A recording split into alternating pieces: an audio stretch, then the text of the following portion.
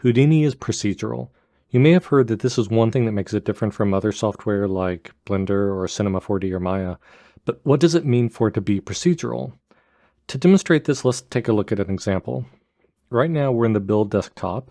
Let's switch to the modeling desktop because it's a simpler interface. And let's just focus on the viewport as we build a simple shape. I'm going to start by clicking the Create Shelf and making a sphere. I'm going to add some bumpiness to it by going to Deform and clicking the Mountain operator, which goes through and adds a bunch of mountains to whatever shape you have. Next, I'm going to select the shapes at the bottom here and delete them. And right now this is fairly jagged. I'd like to smooth it. I don't see the smooth operator up here, but if you come down here and hit Tab, you get the pop-up with all the operators available to you. If you just start typing, there's the smooth operator. And the instructions are at the bottom. Select the primitives to smooth, and then select the points on them. And there we go. We now have this little shape that we made. And in a way, making the shape might not be too different from other software. But look what happens if we expand the right over here and we look at what's called the network editor. We have this list, this chain of nodes. These are also called operators. And what I'd like to do is repeat this exercise starting all over again, except this time I'm not going to collapse the network operator. I'm going to leave it open, and what I would like you to do is keep an eye on the network operator as we create the geometry over here. So let me delete that there. Okay, we're now starting from scratch. So we're still in the modeling desktop. I will start by creating a sphere. So when I created a sphere, notice it created a node over here. These are called nodes or operators, or ops for short. Next, let's add a deformity to it by using the mountain operator. Look what it did. It took the sphere node and now it appended the mountain node. You can tell it's a mountain node. If you click the little eye here, it gives you information about this. It says it's a mountain SOP. SOP is just surface operator. These are operators and it's working on surfaces. Let's continue what we did before, where we select the bottom polygons here and delete them. Look what happened over here on the right.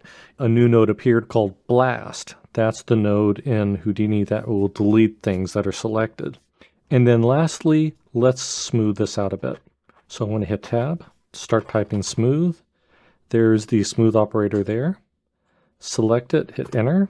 This says now select the points. Let's select the points and hit Enter. And look what happened. Over here, there is now a smooth node. Let's give ourselves a little more room here. So what we did by creating this geometry, we did 4 things. Let me just go up to the beginning and we'll kind of go from top to bottom and revisit everything that we did. We created a sphere. We used the mountain operator to add some jaggedness to it. We blasted away the bottom part of it, and then we smoothed out the surface. These nodes over here, think of it as a little bit of computer code. So in computer programming, a procedure is a list of computer instructions.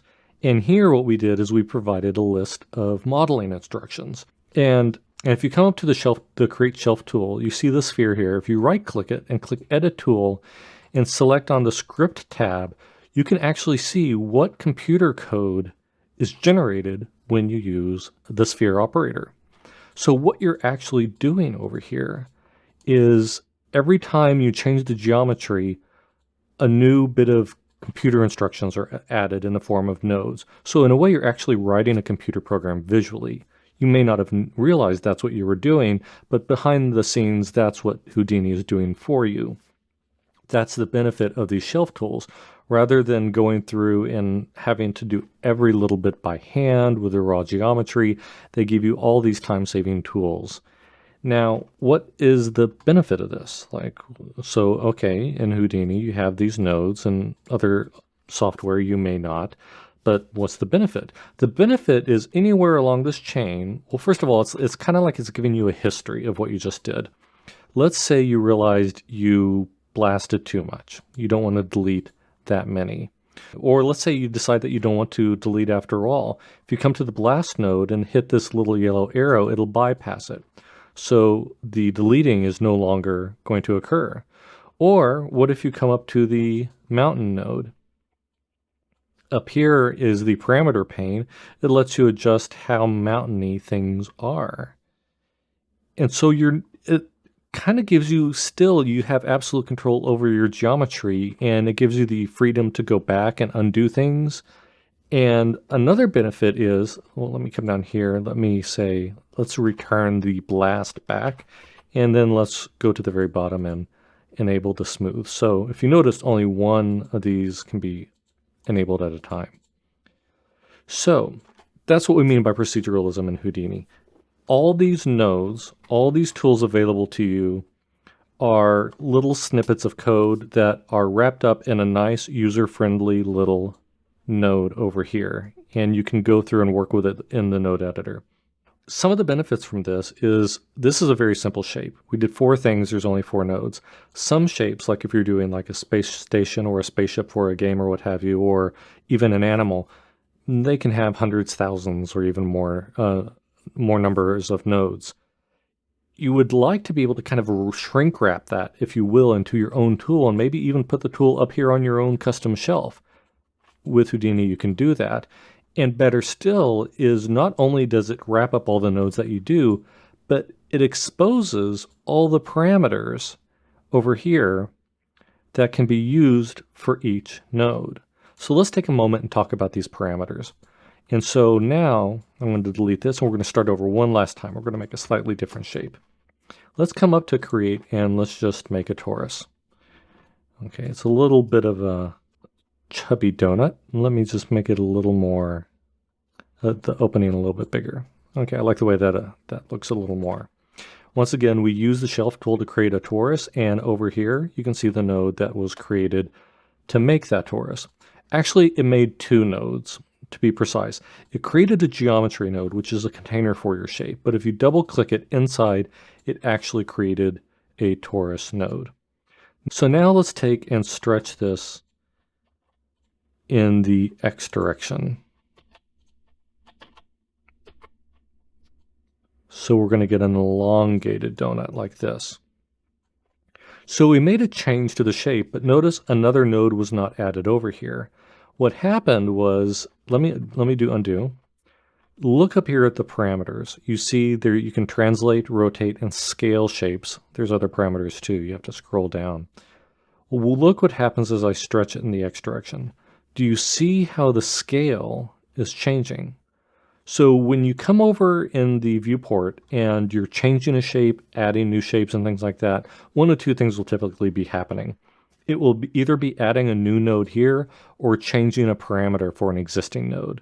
So here we created the torus, made this node. We stretched it, it changed a parameter. And now if we continue about our way, like deform it like we did with that and add a mountain to it, you look at the network editor, it did add a new node this time. And if we wanted to smooth this out, we could just hit Tab, Smooth, highlight the geometry, select the points, and it's now smoothed out. And that operation did result in smoothing. So this highlights 2 important things about proceduralism. The first and most important bit is that by keeping a historical record of all the operators that you use to make your geometry, do your animation, or whatever, it gives you the flexibility and freedom to go back later, change your mind, swap out one operator with another, things like that. That's fantastic. You're not like tied into all the changes that you've made and having to go back and redo everything from scratch. You can go in anywhere in this chain, make a slight change, and all the other operators are going to still apply. So in this case, if I change the inner radius, the mountain and smooth operators are still in place. And that gives you tremendous flexibility.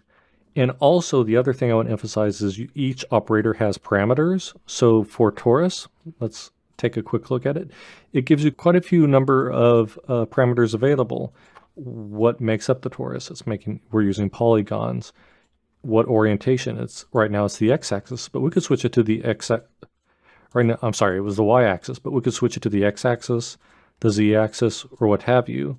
And if we switch it to the z-axis, notice we didn't change the mountain or smooth operators at all. They continue to do the job that we've asked them to do. So at first it can be a little intimidating because, most people this is the most intuitive way to create models or do animations, is to have a nice viewport and kind of keep your hands on the geometry.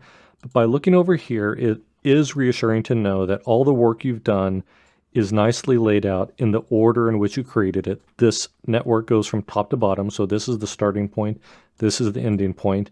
And if you want to, you can come over here and remove a node if you don't want that, or put it back in. You can even insert nodes, like let's say you decide to make a change between the creation of the torus and adding the bumpiness. You can do that. You can insert an additional operator there and then add that change any step along the process that you want. So I hope this gives you a good introduction to proceduralism in Houdini. And in a few other videos, we'll take a deeper dive into what this means and actually start to look a little bit at all the code that's being made along the way.